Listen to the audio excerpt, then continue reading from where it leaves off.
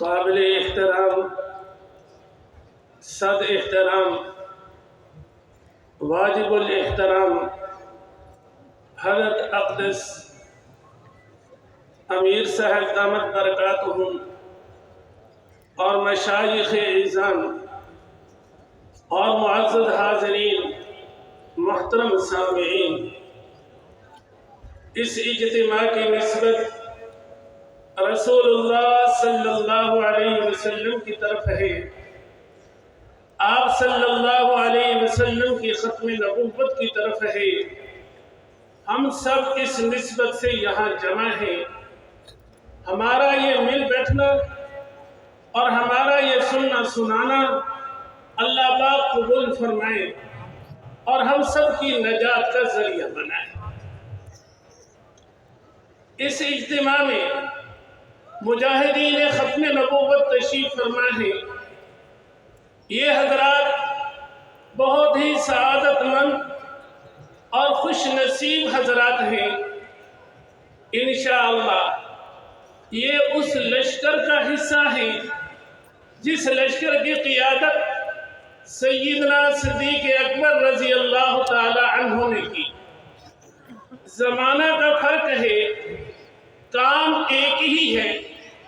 اس لشکر نے اپنے زمانہ کے مسلمہ کذاب کے خلاف جہاد کیا اور یہ اپنے زمانہ کے مسلمہ پنجاب اور اس کے کرندوں کے خلاف جہاد کر رہی ہے۔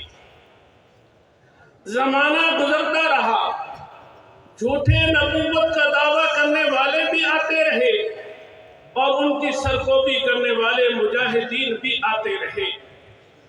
آنے والے وقت میں انشاءاللہ اور مزید یہ مجاہدین اس لشکر کا حصہ بنتے رہیں گے۔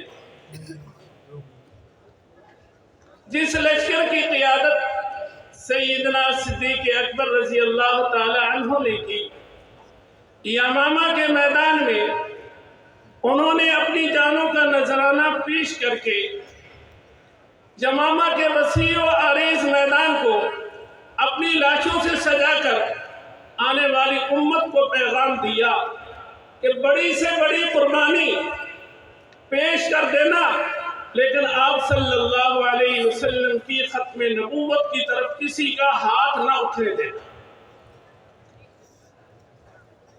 اس وقت اسٹیج پر حضرت مفتی محمد حسن صاحب دامت برکاتہم تشریف فرمائے۔ چند روز پہلے عارفانہ میں اپنے بیان میں انہوں نے یہ بات بیان فرمائی کہ یمامہ کے میدان میں مجھے جانے کا اتفاق ہوا۔ مجھے لوگوں نے بتایا کہ اس کونا سے اس کونا تک یہ سارا یمامہ کا میدان ہے۔ ہم وہیں تھے، ایک چرواہا آیا، اس نے بتایا کہ سڑک بنانے کے لیے کرینے مٹی اٹھا رہی تھی، تو مٹی اٹھاتے ہوئے کچھ قبریں کھل گئیں۔ ان قبروں میں حضرات صحابہ کرام مجاہدین کے اجسام صحیح و سلامت تھے اور ان کے کفن بھی میلے نہیں۔ ایک واقعہ اور انتہائی مختصر واقعہ، سندھ میں مولانا لال حسین اختر رحمہ اللہ تعالی بیان فرما رہے تھے، کسی گستاخ نے آپ صلی اللہ علیہ وسلم کی شان اقدس میں گستاخی کی۔ اس مجلس میں آپ صلی اللہ علیہ وسلم کے سچے عاشق، سچے محب ایک حاجی صاحب تشریف فرما تھے۔ انہوں نے موقع پا کر اس گستاخ کا کام تمام کر دیا۔ تھانے چلے گئے، تھانے سے جیل چلے گئے، مقدمہ چلا۔ وکیلوں نے کہا موقع کا گواہ نہیں ہے، اگر حاجی صاحب انکار کر دیں تو چھوٹ جائیں گے۔ حضرت مولانا محمد علی جلندری رحمہ اللہ تعالی ملاقات کے لیے ان کے پاس گئے اور ان سے کہا کہ وکیلوں کی یہ رائے ہے۔ تو وہ حاجی صاحب کہنے لگے اگر کوئی اور ہوتا تو میں نہ بتاتا، آپ ہیں اس لیے میں آپ سے کہتا ہوں، میں نے نمازیں پڑھی، میں نے روزے رکھے، میں نے حج کیے، میں نے عمرے کیے، میں نے خیراتیں کی، میں علماء کرام کے پاس گیا کہ مجھے کوئی ورد بتا دو، مجھے کوئی وظیفہ بتا دو کہ جس سے خواب میں آپ صلی اللہ علیہ وسلم کی زیارت ہو جائے، لیکن میں خواب میں زیارت نہ کر سکا۔ جب سے میں نے اس گستاخ کا کام تمام کیا ہے، ہر رات رسول اللہ صلی اللہ علیہ وسلم کی خواب میں زیارت ہوتی ہے۔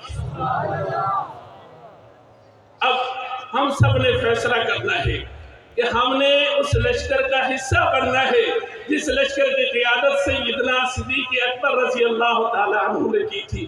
جو اس لشکر کا حصہ بننا چاہتے ہیں ذرا ہاتھ کھڑا کریں۔ اللہ پاک تمہارے یہ ہاتھ اٹھائے قبول فرمائے۔ وآخر دعوانا الحمد